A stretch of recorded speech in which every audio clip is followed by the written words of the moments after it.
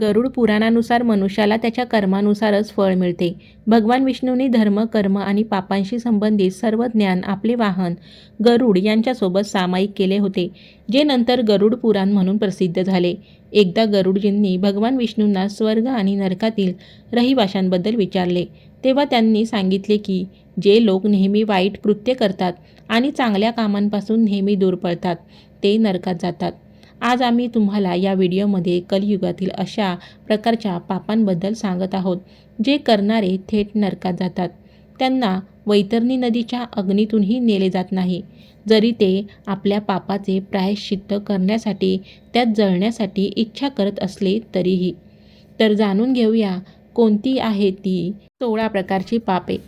पहिले पाप, जे लोक देवाच्या सेवेत लीन असलेल्या ब्राह्मणांची हत्या करतात, जे नेहमी नशेच्या धुंदीत असतात, पवित्र शपथा आणि दिलेली वचने मोडतात आणि गर्भातील बाळाची भ्रूणहत्या करतात, ते थेट नरकात जाण्यापासून वाचू शकत नाहीत. दुसरे पाप, एका महिलेची हत्या करणे हे खूप मोठे पाप मानले जाते. जेव्हा कोणी एखाद्या महिलेची हत्या करते आणि विशेषतः जेव्हा तिच्या गर्भात आणखीन एक जीव वाढत असतो, तेव्हा त्या व्यक्तीला नरकात जाण्यापासून कोणीही रोखू शकत नाही. तसेच एखाद्या महिलेच्या अब्रूसोबत खेळणारे आणि हे सर्व उभे राहून पाहणारे लोकही या पापाचे भागीदार होतात. असे लोकही नरकात जाण्यापासून वाचू शकत नाहीत. तिसरे पाप, कोणाचा तरी विश्वासघात करणारे आणि त्याला विष देऊन मारणारे, यांनाही नरकातच जावे लागते. चौथे पाप, पवित्र ठिकाणी घाणेरडी किंवा दुष्कृत्य करणारे, चांगल्या लोकांना फसवणारे, एखाद्याच्या उपकाराची परतफेड शिवीगाळ करून किंवा त्यांचा गैरवापर करून करणारे आणि धार्मिक वेद, पुराणे व शास्त्राच्या अस्तित्वावर प्रश्नचिन्ह उपस्थित करणाऱ्यांनाही नरकापासून कोणी वाचवू शकत नाही. पाचवे पाप, ज्यांच्या मनात असह्य लोकांसाठी दयाभावना नसते आणि जे दुर्बलांना छळतात, ते थेट नरकात जातात. सहावे पाप, माहीत असूनही एखाद्या भुकेल्याला अन्न पाणी न देणे आणि घरी आलेल्या पाहुण्याला जेवू न घालता घरातून हाकलून देणे, अशा लोकांनाही थेट नरकात जावे लागते. सातवे पाप, एखाद्याला दिलेली वस्तू परत हिसकावून घेणारा, दिलेल्या दानाबद्दल नंतर पश्चाताप करणारा आणि स्वतःच्या स्वार्थासाठी एखाद्याची उपजीविका हिरावून घेणारा देखील थेट नरकात जातो. आठवे पाप, जो देवाच्या सेवेचा त्याग करून दारू आणि मांस विक्रीच्या व्यवसायात लागतो, तसेच जो आपल्या पती किंवा पत्नी व्यतिरिक्त इतर कोणाशीही अवैध संबंध ठेवतो, त्यालाही थेट नरकात पाठवले जाते.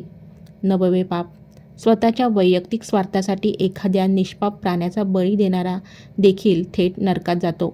दहावे पाप, राजाची पत्नी, एखाद्या थोर व्यक्तींची पत्नी किंवा एकाच कुटुंबातील महिलांबद्दल जो कोणी वाईट विचार करतो, तसेच तरुण मुलींचा त्यांच्या इच्छेविरुद्ध आणि ज्ञानाविना छळ करतो, त्यालाही थेट नरकात जावे लागते. 11वे पाप, खोटी साक्ष देणारे, आपल्या वाईट कर्मामुळे एखाद्या निष्पाप व्यक्तीला संकटात टाकणारे वाईट लोक आणि सत्याची विक्री करणाऱ्यांनाही थेट नरकात जावे लागते. 12वे पाप, निसर्गाची झाडे, जंगले आणि पिकांचे नुकसान करणारे आणि निसर्गाचे जलस्रोत नष्ट करणाऱ्यांना थेट नरकात नेले जाते. 13वे पाप, एखाद्या विधवेचे पवित्रत्व नष्ट करणारा आणि लग्नाच्या मर्यादा मोडणारा व्यक्ती देवाच्या नजरेत सारखाच गुन्हेगार असतो. 14वे पाप, पती, पत्नी आणि मुलांवर हल्ला करणारे, त्यांच्या मूलभूत गरजांकडे दुर्लक्ष करणारे आणि आपल्या पूर्वजांचा अनादर करणारे किंवा त्यांच्याकडे दुर्लक्ष करणाऱ्यांनाही थेट नरकात जावे लागते. 15वे पाप, ज्यांच्या मनात शिव, विष्णू, सूर्य, गणेश आणि माता दुर्गा यांच्याबद्दल आदरयुक्त भीती नसते आणि जे लोक यांची पूजा न करता त्यांचा अनादर करतात, त्यांनाही थेट नरकात जावे लागते. 16वे पाप, जो माणूस एखाद्या महिलेची बदनामी करण्याच्या उद्देशाने तिला आश्रय देतो आणि नंतर तिच्यावर अत्याचार करतो, तो खूप मोठा पापी असतो. वासनेपोटी आणि जबरदस्तीने महिलेच्या मासिक पाळीदरम्यान तिची पवित्रता, श्रद्धा भंग करण्याचा प्रयत्न करणारा देखील पापी असतो आणि त्याला नरकापासून कोणीही वाचवू शकत नाही.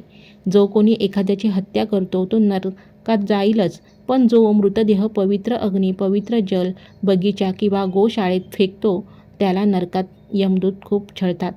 तर ही होती 16 प्रकारची पापे, जी गरुड पुराणानुसार मनुष्याला नरकाचा वाटेकरी बनवतात. जर व्हिडिओ आवडला असेल तर कमेंट बॉक्समध्ये कमेंट करून नक्की सांगा.